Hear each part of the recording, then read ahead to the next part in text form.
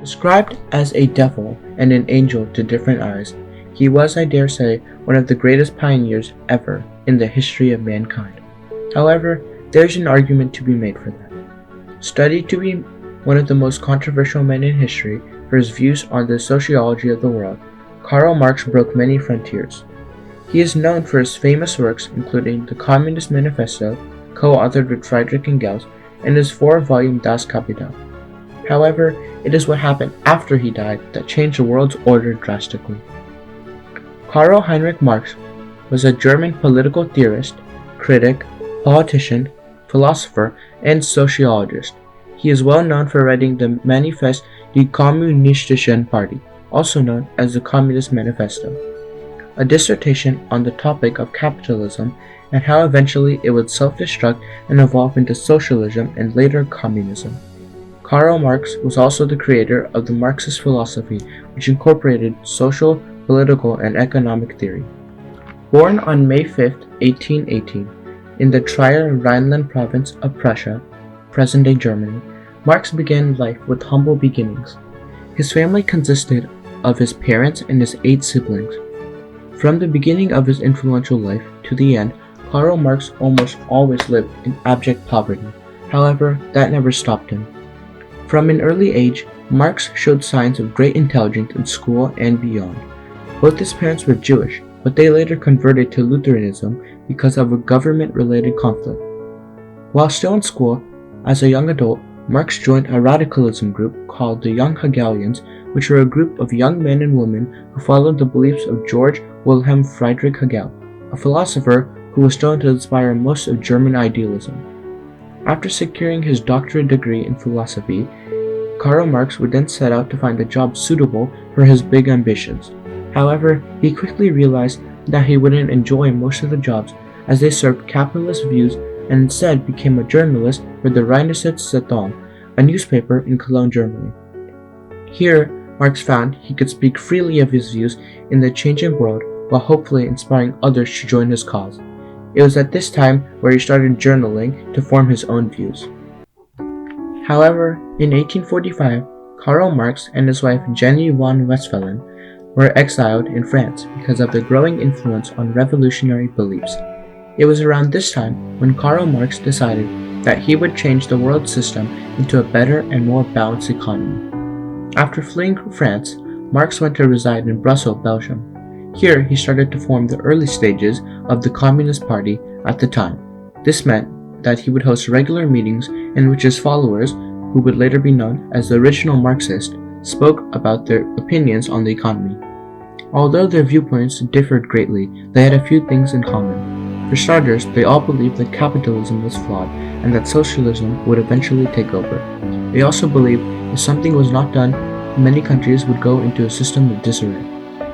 Sadly, Marx had to forfeit his job as a journalist for the Rheinische Zeitung, as people were starting to find his criticism a little too offensive and banished him. However, as fate would show, this would not stop him.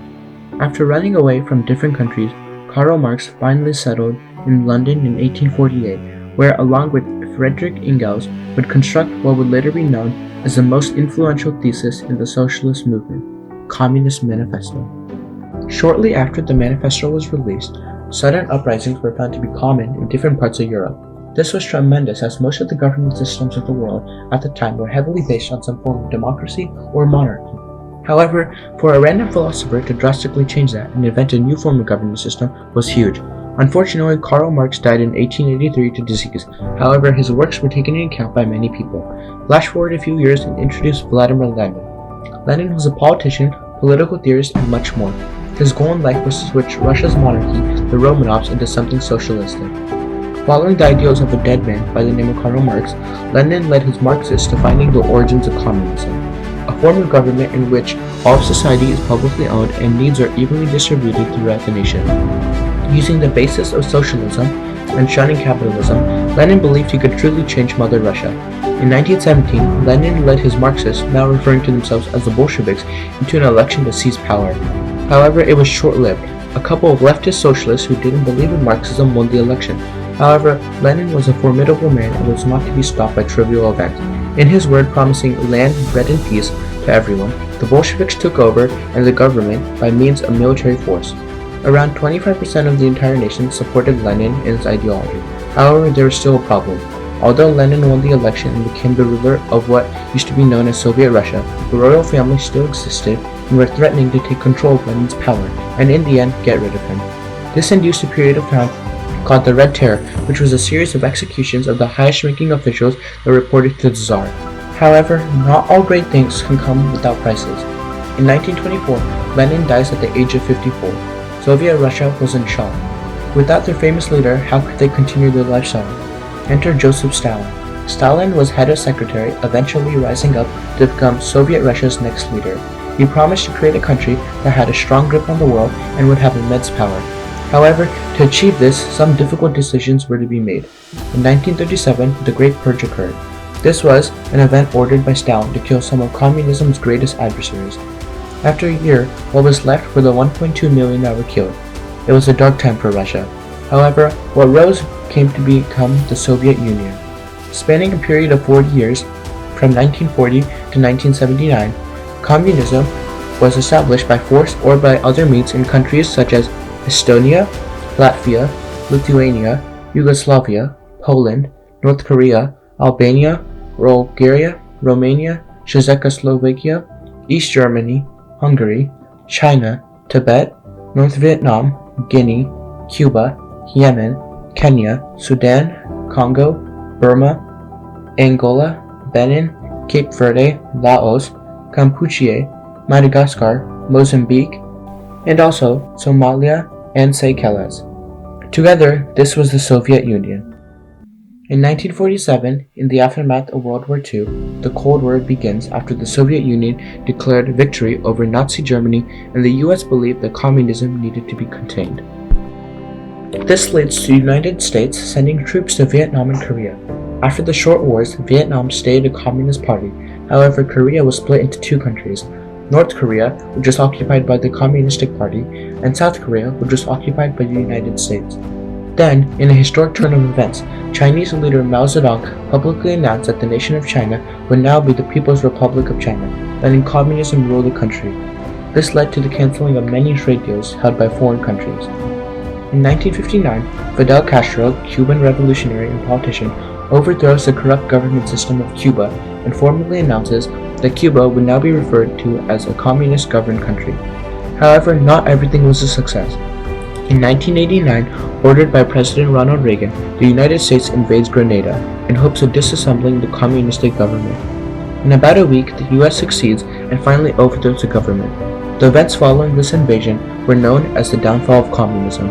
3 months after Grenada was seized, the Berlin Wall, which separated the Communist and the Democratic parties of Germany, falls after 30 years.